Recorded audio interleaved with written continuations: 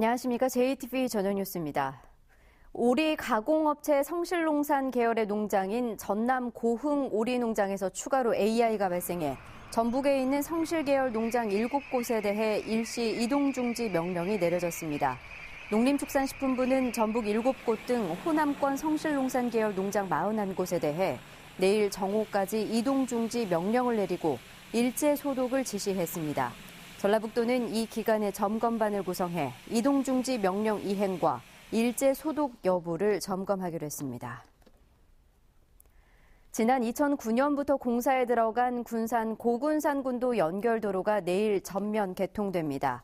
익산 국토관리청은 지난해 7월 신시도에서 문여도까지 1, 2 구간의 차량 통행이 이루어진 이후 문여도에서 장자도까지 나머지 구간의 공사가 마무리돼 내일 낮 12시부터 8.7km 전 구간의 차량 통행이 허용된다고 밝혔습니다.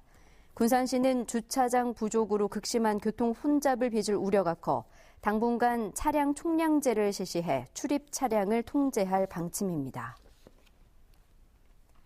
전주 완산도서관 부근의 동학농민혁명의 추모 공간인 녹두관이 건립됩니다.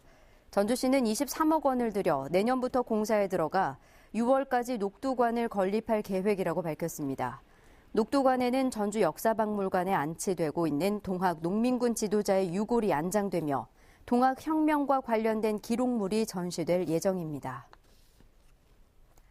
국민연금공단이 직원들의 초과 근무를 줄여 신규 직원 50명을 더 채용하기로 했습니다. 국민연금공단 노사는 3급 이하 직원의 초과 근무를 줄이고 1급과 2급 직원의 임금을 일부 양보해 내년 상반기에 신규 직원 50명을 추가로 채용하기로 합의했습니다.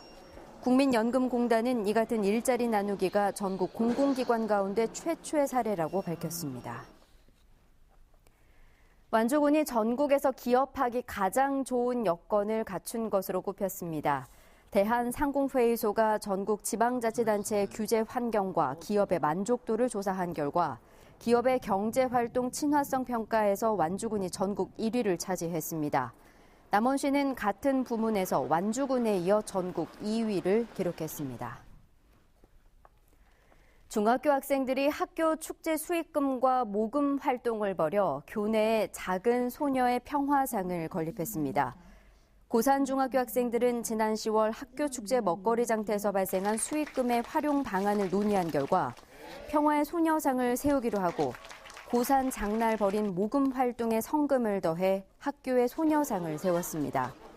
전원 학생으로 구성된 건립추진위는 일본군 위안부의 역사에 많은 관심을 갖고 도내 다른 초중고에서도 소녀상 제막이 이어지기를 바란다고 말했습니다. 현직 도의원이 교통사고를 낸 후 아내가 운전한 것처럼 꾸몄다가 경찰에 덜미를 잡혔습니다. 순창경찰서는 전라북도 의회 A 의원을 범인 도피 교사 혐의로 불구속 입건했다고 밝혔습니다. A 의원은 지난 21일 밤 10시쯤 숭창군 쌍치면의 한 도로에서 차를 몰다 공사장 구조물을 들이받은 뒤 신고를 받고 출동한 경찰에게 아내가 운전했다고 진술한 혐의를 받고 있습니다. 오늘 낮에는 기온이 영상 1도 안팎에 머물러 강추위가 기승을 부렸습니다. 추위는 내일 아침까지 이어지겠습니다. 아침 최저 기온은 전주 영하 4도 등 영하 8도에서 영하 4도에 머물겠습니다. 낮부터는 추위가 한풀 꺾이면서 한낮 기온은 영상 3도에서 6도로 오늘보다 4, 5도가량 높겠습니다. 당분간 평년과 비슷한 겨울 날씨가 이어지는 가운데 주말인 모레는 한 차례 비가 내리겠습니다. JTV 8시 뉴스 예고입니다. 전북도청 원가심사팀 공무원의 비리 의혹을 수사하고 있는 경찰이 해당 공무원과 연관된 고창의 한 업체가 4년간 집중적으로 계약을 따낸 것으로 확인했습니다. 고준희 양 실종 수사가 장기화하면서 경찰의 부실한 초동 수사에 대한 비판의 목소리가 커지고 있습니다. 8.7km의 고군산군도 연결도로가 개통돼 새로운 해양 관광 명소로 기대가 크지만 주차시설 미비 등 해결해야 할 과제도 적지 않은 것으로 나타났습니다. 어금니 아빠 이영학 사건 등의 여파로 기부 문화가 크게 위축되면서 올해 사랑의 온도탑 수은주가 좀처럼 오르지 않고 있습니다. 자세한 소식은 JTV 8시 뉴스에서 전해드리겠습니다.